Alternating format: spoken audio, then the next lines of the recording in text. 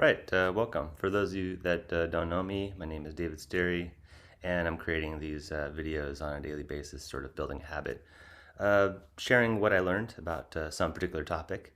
And today, the topic is about reading, making reading a daily habit. And reading is something that I did in college, and not never that much volume, maybe just a couple books a year.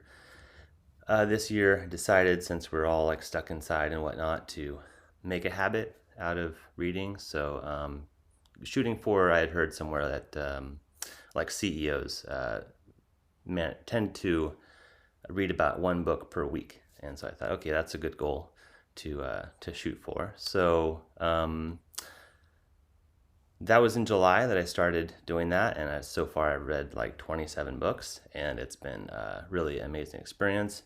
Not always easy, and there have been some gaps, of course, but you get right back on the horse and keep reading. And I guess I just wanted to share, kind of like the end result of having read these various books. I kind of discovered fiction, which I really wasn't a big fan of, but books tend to lead from one to another.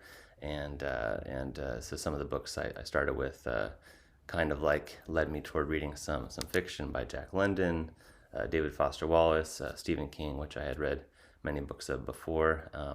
But it's a really neat break from the fast-paced social media situation where you get these tidbits of information and you're just going from one topic to another and kind of going for the quick dopamine hit, versus a book where you really get in a one track, or you follow the track that the author really has set out for you. So I'm just really enjoying that. Right now I'm reading It, which is a book I would look at before and think, oh man, that's a brick. But now with some time and some books under my belt, and after having read Infinite Jest, which was also quite a long book, it seems to be interesting. And I can also see kind of some parallels now between Infinite Jest and It, both being long, being fiction, and the way they use different storylines interwoven. There's so many techniques in fiction that it's kind of like triggers the hacker, tinkerer side of my mind, like what would be interesting to see in a book if you were to write one, and what are the techniques that are used in storytelling, which I think is really useful when we're all kind of like stuck, as I said, stuck at home a lot of the time, and looking for ways to connect with people, and like the Zoom thing and like Jitsi. These are different apps that we're using to connect with one another. And also to follow along on my reading journey, I wanted to kind of track it, so I created a little spreadsheet, which I linked in my blog, and maybe I'll link it to the notes in the video here. But just wanted to keep this short, but mention this thing about reading, making it a daily habit, and how much fun that's been. And previously I had been really into books that were very practical in nature.